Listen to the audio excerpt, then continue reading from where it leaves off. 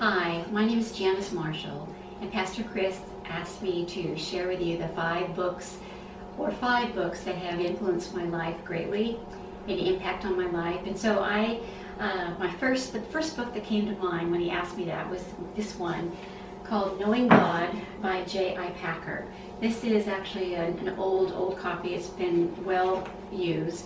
But I want you to consider reading this book because it is a study of God that is written in it's highly readable and a very compelling text.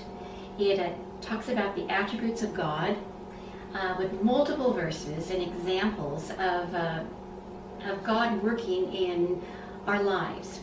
It talks about God's wisdom, His immutability. It talks about His love, His grace, His justice.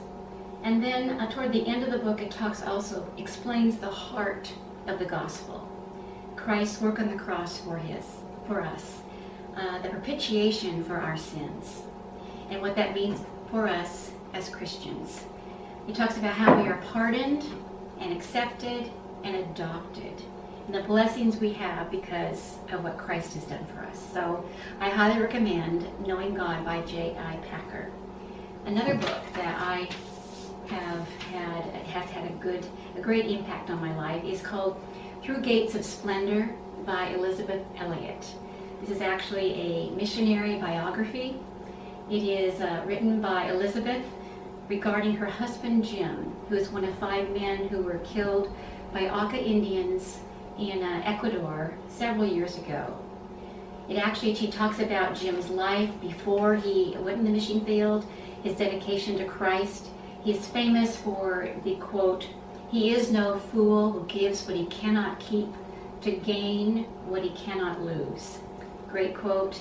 And he shows that whole mission goal in life, that truth, throughout the book. It talks about his life beforehand and up to the hours when he and his 4 companions were killed, and also about what happened afterwards with the impact for Christ that their lives made. My third choice is called Don't Waste Your Life by John Piper. This book was actually introduced to me because my oldest daughter, Kirsten, received this book as a graduation present when she graduated from high school. So, of course, I had to look through and see what she was receiving from some friends. I was so impressed with this book that I have now bought several copies, and now I give them as graduation gifts to graduating seniors from high school and or college. It's that impactful of a book.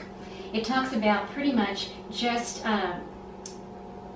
the importance of thinking through what you're doing, whether you're on the mission field or whether you are working here in the States, wherever you are, making sure that you are using your talents, your gifts, your time for the Lord and His glory.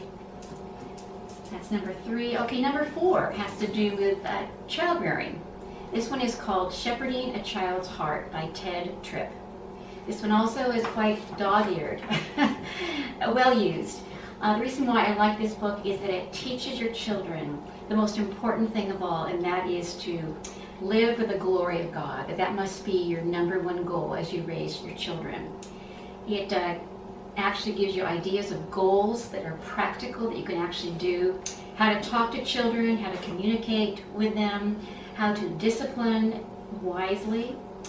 He also talks about how to work and how to shepherd your children from infancy to childhood all the way up to the teenage years. I love the idea that he's actually shepherding and encouraging parents to shepherd their children. And for example, he wants you to get beyond your discipline from correction and behavior to actually address the issues of the heart in your children. So it's not just a correction behavior, but your goal is to help meet your child in the heart area in their response to God. Very good. And then the last book that is actually it's impacting my life right now is I'm reading volume 2 of 3 volumes by James Montgomery Boyce. This is the second volume here with the dust cover. This is Psalms 42 to 106. The first one I actually received, this is a gift as well from a good friend. Volume 1, Psalms 1 through 41 by James Montgomery Boyce. And I read through it twice as a devotional. I was so impressed with it. If you're interested in reading through the Psalms and want some great background, historical, theological, other commentators, other commentators, you don't have to have it. There's Spurgeon in there. There's all different types of commentators from different positions, and he goes through line by line and helps make the psalm come alive. I love it. It's written very again very understandable for anyone to be able to understand, and I loved it, and hopefully we'll get through number 2 soon and then go on to number 3. It comes in a hardback version. It also comes in a paperback. I've gotten mine used and on Amazon. And anyway, I really love that commentary. So those are my 5 books. Hope you will be able to pick up 1 or 2 and enjoy them. Thank you.